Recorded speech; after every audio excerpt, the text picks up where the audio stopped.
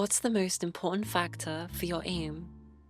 Ask most people, and they'll probably tell you that it's getting the right sensitivity, or using a mouse that's comfortable for you.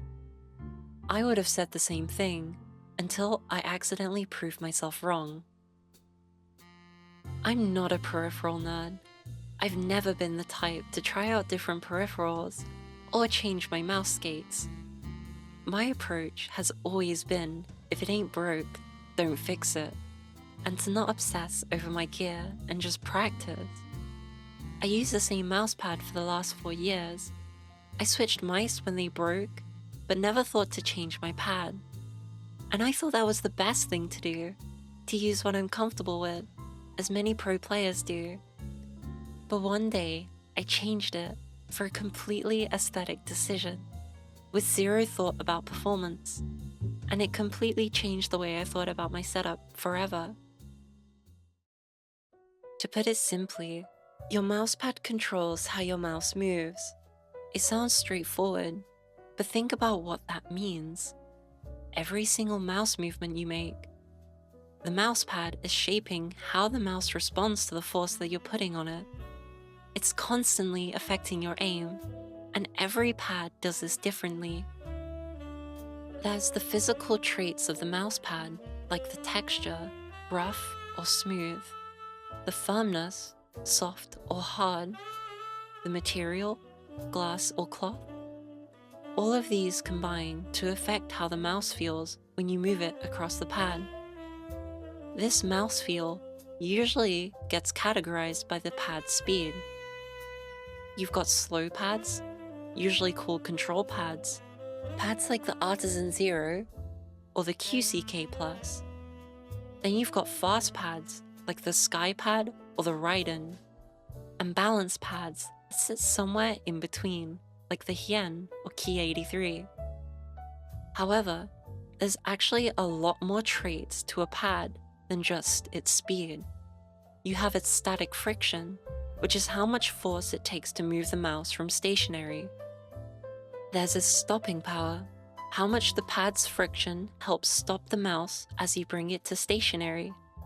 And lastly, the dynamic friction, the drag you feel while the mouse is in motion. These traits aren't purely defined by the pad being fast or slow.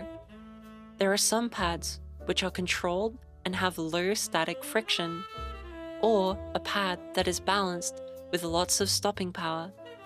Wear to a pad can also affect all of these traits, usually feeling faster until broken in, with it gradually getting slower over time. I used to think that this was all subjective. You choose what feels nice and works for you, and stick with it so that you feel confident and consistent. But here's the thing. Some traits are actually better to have than others for certain types of aiming, even for entire games.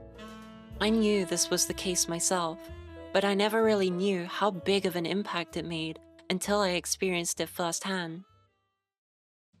I was maining Counter-Strike when I changed from my balanced but worn Hien to a speedy glass pad because I thought it was pretty.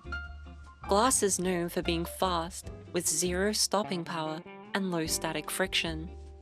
And as soon as I started using it, I felt it immediately. I was hitting absolutely insane clips, but there was a problem. The pad made me crazy fast, flicks were effortless, micro adjustments had zero resistance, but the second my aim wasn't perfect and I needed to make a correction, I couldn't hit a shot. My consistency disappeared. The lack of friction meant the only thing controlling my mouse was me and me alone. But then I went to train my tracking. The reduced friction made it so easy to control my speed and stay smooth on target. Smoothness was easy. Changing directions and velocity adjusting was a breeze. Did the same pad that made me bad at CS make me goated at tracking? That's when it clicked.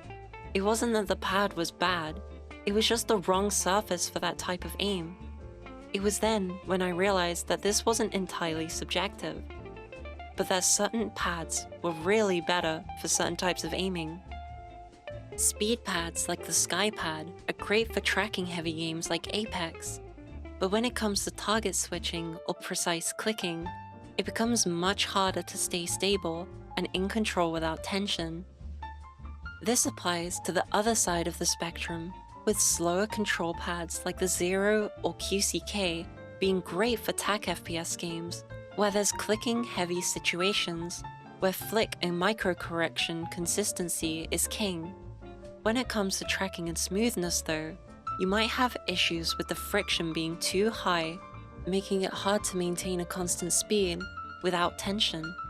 What if you play Overwatch, however, and you need a mix of both clicking consistency and tracking smoothness? This is why more balanced pads exist, like the Hien, where dynamic friction is low, but there is stopping power to help with controlled flicks and micros. Let's stop for a second. Think about your own setup right now. What pad are you using? Does it make sense for the type of aiming you do in-game? If not, then it might be worth considering a tool that's more fit for the job, by getting a pad that suits your aiming style better. But what if your pad is fine? What if you're using a balanced pad for TAC FPS, and you just want some extra control? Or want more glide and less friction for tracking games? What if you don't have the money to buy a new pad, and need a way to make do with what you have? What if there was another factor other than your pad which you can change to optimize your surface for your aim? Something that's been hiding under your palm this whole time. Let me introduce you to mouse skates. Being the first point of contact between the mouse and the pad, I think they are almost as important as the pad you are using yourself.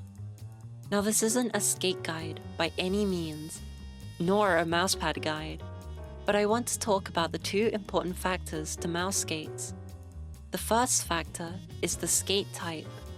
Just like mouse pads, skates also have different properties which affect how the mouse feels on your pad.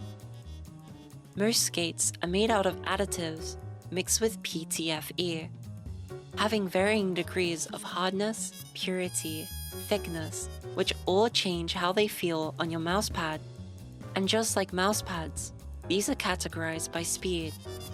You have fast skates like the Jades, which can lower static and dynamic friction, or control skates like the Obsidian Airs, which increase it instead. There is also the second factor, which is mouse coverage. The more contact your mouse has with the pad, the more friction there will be.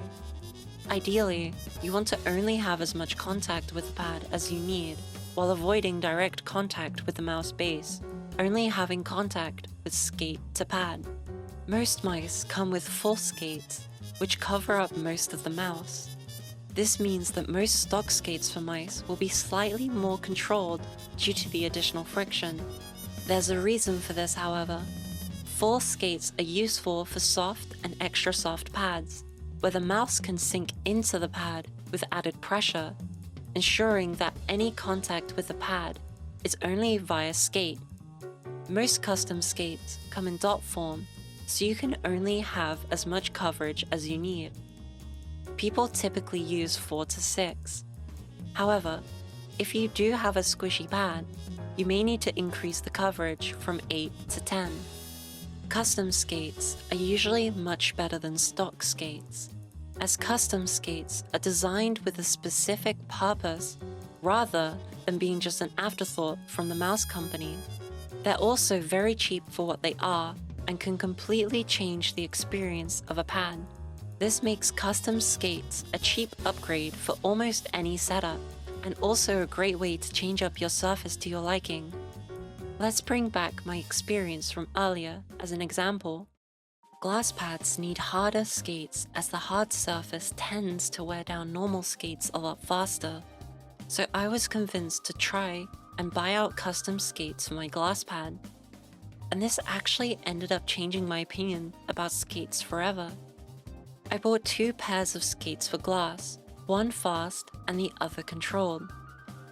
The issues I spoke about earlier were all on the fast skates, and switching to the Obsidian Airs, which were the control skates, completely changed things. Suddenly, I was hitting my best static and target switching scores on this pad, despite it being fundamentally wrong for that type of aiming.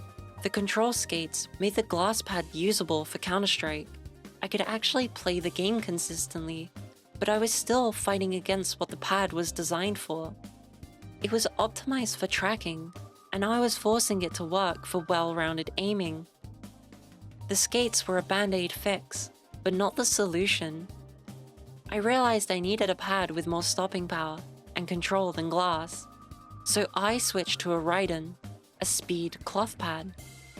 It felt so much better, but the dynamic friction was just slightly too high for tracking, so I started using speed skates to compensate for that. And my aim has never felt more optimized for my well-rounded aiming needs. So how do you actually optimize your own setup? Start by looking at the pad you already use and what types of games you play.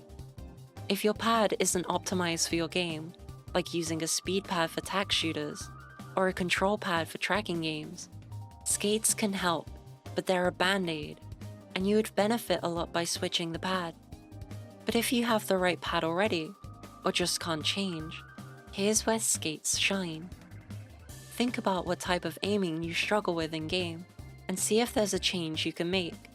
For example, if you play tactical shooters on a control pad, but it feels sluggish when trying to clear angles, try out some fast skates to help reduce friction without sacrificing the stopping power of a control pad. If you play Overwatch on a speed pad and your tracking feels decent, but your Cassidy and Widow is inconsistent, control skates can help add that stopping power without making you buy a whole new pad. If you play a variety of games, or like your aim to be well-rounded in aim trainers, you might want to have a combo that finds a balance between what you are using, like a slow pad with speed skates, or a fast pad with control skates. Try to apply the same logic to the pad you're already using to find skates that would match your aiming style with your pad. This way, you can tweak and optimize your setup to the style of aiming and gameplay without completely changing your pad and breaking the bank. Skates can be used as an additional tool in your setup to help you tweak certain factors of your pad to your liking. You should be thinking of your mousepad and skates as a combination rather than two separate things. The important thing, though, is that skates are not magic. If your pad is not optimized for your game or is old and crusty, no skate will ever fix that. I used the same pad for 4 years, thinking that I had it all figured out. The thing is, I wasn't even wrong to stick with what worked. The issue was that I didn't know what optimal even felt like until I stumbled into it. Small differences have a big impact while aiming, especially in competitive games where milliseconds and consistency matters.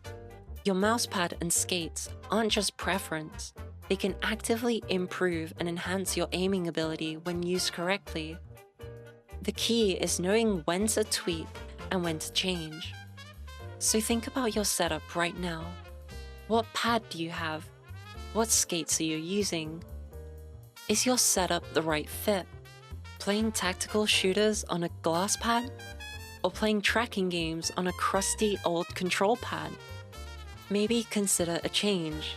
If you want a small change, that's when your skates are the answer. They're the cheaper, easier fix for fine-tuning your setup to your liking. And if your pad is 3 years or older, just replace it.